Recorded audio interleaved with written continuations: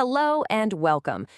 There's this ancient philosophical story that's been stumping people for centuries. It's the tale of Zhuangzi and the happy fish, and today we're going to finally unpack it together. It really all comes down to one big question. Can we actually know what another being is feeling? I mean, are we stuck in our own heads forever? Or can we truly understand the inner world of, say, an animal? This whole debate, it seems so simple at first, but trust me, it opens up some seriously deep ideas. Now, if you've heard this story before, you might have thought, okay, this is kind of confusing. It can feel like just a clever word game, right? Like a bit of intellectual tennis that doesn't really go anywhere. It's so easy to get tangled up in the who said what and totally miss the amazing wisdom that's hiding just beneath the surface.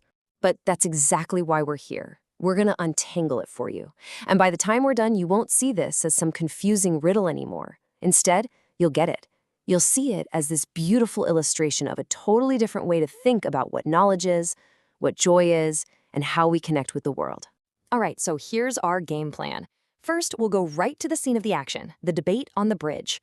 Then we'll dig into what it really means to know something and how that's all about connection. After that, we'll look at this idea of wandering into joy.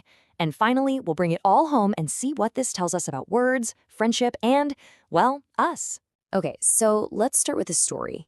It all kicks off with two friends and just a simple, everyday observation. But this is no ordinary chat. Oh no. This is basically a legendary philosophical showdown between two heavyweights, the Taoist sage, Zhuangzi, and this master of logic, Hui Shi. So, let's set the scene. Imagine you're in ancient China. These two brilliant minds, Zhuangzi and his buddy Hui Shi, they're just taking a walk. They pause on a bridge looking down into the Hao River, and they see these little minnows just swimming around, doing their thing in the clear water. It's a super peaceful moment, right? But it's about to turn into the backdrop for a huge philosophical argument. So Zhuangzi is looking at these fish, and he just says what he sees, what he feels. He sees them darting around, all free and easy, and he says, look at that. That is the joy of fish. For him, it's simple. Their movement, their physical being, is a direct expression of their happiness. But Hui Shi, he's a logician, right? So he hears this and immediately jumps in. He challenges Zhuangzi from a place of pure logic. He says, hang on, you are not a fish, so how can you possibly know what a fish enjoys? And this is the classic problem of other minds. The idea that we're kind of locked in our own experience. Okay, now this is where it gets really good. Zhuangzi's comeback is just brilliant. He doesn't even try to defend his claim about the fish. Nope. Instead, he flips Hui Shi's logic right back at him. He basically says, you are not me. So how do you know that I can't tell what a fish enjoys? And just like that, the whole argument shifts. It's not about the fish anymore. It's about them. It's about, can you even know me? And at this point, Hui Shi is feeling pretty smug. He thinks he's got him. He lays it all out, his perfect little logic trap. I am not you, so of course I don't know what you know. You are not a fish, so you cannot tell a fish's feelings. See, my logic is solid. It's unanswerable. He thinks it's game over. Checkmate. But this is the crucial turning point. To really get what Zhuangzi says next, you have to understand something really important. They weren't even having the same argument. Hui Shi and Zhuangzi were operating with two totally different ideas of what the word to know even means. See, for Hui Shi, knowing is about facts. It's about logic. A plus B equals C.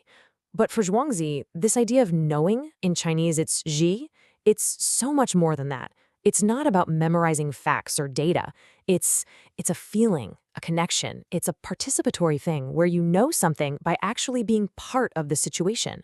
And this gives us this really powerful concept called situated knowledge. So this isn't about sitting in an armchair and just thinking about stuff.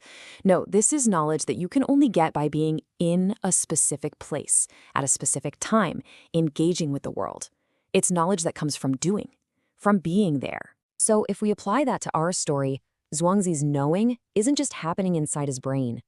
It's happening on the bridge. It's a special kind of connection that's being created right there, in that moment, between him, the bridge itself, and the fish. The knowing comes out of that whole scene, and it links all of them together. Okay, but this idea of connection, it goes even deeper. For Zhuangzi, he's not just some scientist watching fish from afar.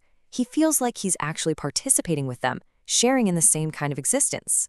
And the key word here is a Chinese character, yu. It's a bit hard to translate perfectly, but it means something like wandering or roaming, but in a totally carefree, easy way. Think about just rambling around with no goal, no purpose, just moving spontaneously. Now, this is the absolute key to the whole story. The original text uses that exact same word, yu, to describe what both the people and the fish are doing. Zhuangzi and Hui Shi are wandering at ease on the bridge. And the fish? They're wandering at ease in the river. That's not a coincidence. It's a really clever way of showing that they are all connected, sharing in the same way of being. And this shared wandering connects to this huge Taoist idea of happiness. We're not talking about just, feeling happy for a moment. This is a kind of cosmic joy. It's the joy that comes from being totally in harmony with the flow of nature itself, what they call the Tao. So the fish, with their easy swimming, they're expressing that joy. And Zhuangzi, by watching and connecting, feels he's tapping into that same joy. Okay, so now we have these two big ideas, right? Knowing is about connection, and joy is about this shared, easy wandering. With those tools in our belt, let's go back to that argument on the bridge and see how it all clicks into place. Zhuangzi had this great way of thinking about words. He said words are like a net you use to catch a fish. Once you have the fish, you can forget about the net. The point is the fish. See, Hui Shi, being a logician, was obsessed with the net. He was analyzing the words, the definitions. But Zhuangzi was trying to point beyond the words to the fish itself, to the actual experience. So let's pull all these threads together. This happy fish debate is so much more than a simple story. It's a way to explore some huge ideas. We've learned that true knowing isn't about facts, it's about connection. That deep joy comes from being in tune with the world. That words are just tools, pointing to something bigger. And that even a heated debate between friends can be a good thing, a way to sharpen your thinking.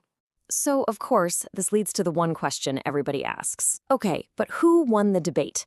And the best answer, the one Zhuangzi himself would probably give, is that if you're asking who won, you're already missing the whole point. It was never, ever about winning. This is really the heart of the matter. You could say Hui Shi was playing a game of chess. He wanted a logical win, following all the rules. But Zhuangzi wasn't even playing chess.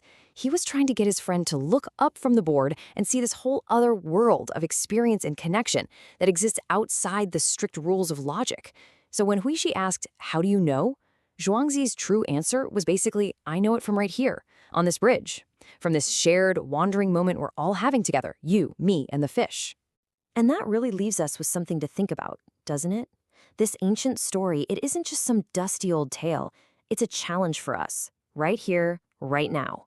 We live in a world that's obsessed with data, with logic, with facts. But what if we tried to live a little more like Zhuangzi? What if we tried to find knowledge through connection and happiness, not in things, but in just being in tune with the world? It's a pretty big question, and one worth carrying with you.